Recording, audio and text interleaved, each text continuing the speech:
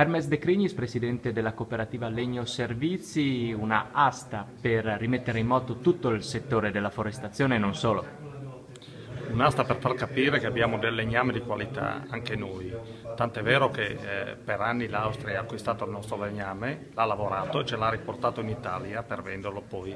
alle nostre imprese, perciò è importante far capire che abbiamo un legname potenzialmente buono, che dobbiamo utilizzarlo, che dobbiamo utilizzare il legname in tutta la sua potenzialità, che non è solo quello da costruzione, non è solo quello da imballo, ma è anche quello da brucio, con la possibilità per le centrali nuove termiche di andare avanti e di produrre comunque una sostituzione rispetto a quello che è stato fino adesso del gasolio e del gas, che è importantissimo in una realtà come la nostra montagna.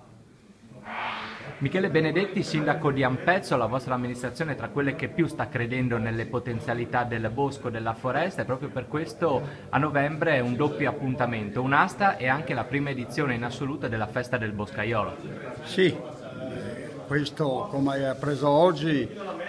ci sarà il convegno nella giornata di venerdì 20 novembre, sabato ci sarà la prima asta e poi la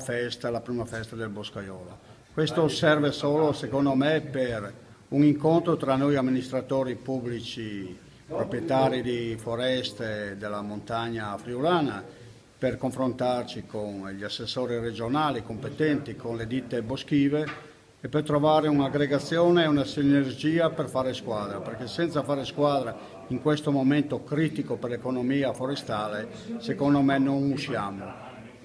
La festa poi è il momento anche per dire grazie alle ditte boschive, alle ditte artigianali che lavorano nel bosco per l'ottimo lavoro che stanno facendo sui nostri territori e sulle nostre proprietà, che grazie a loro riusciamo ancora a mantenere intatto le peculiarità e la sostenibilità forestale dei nostri boschi.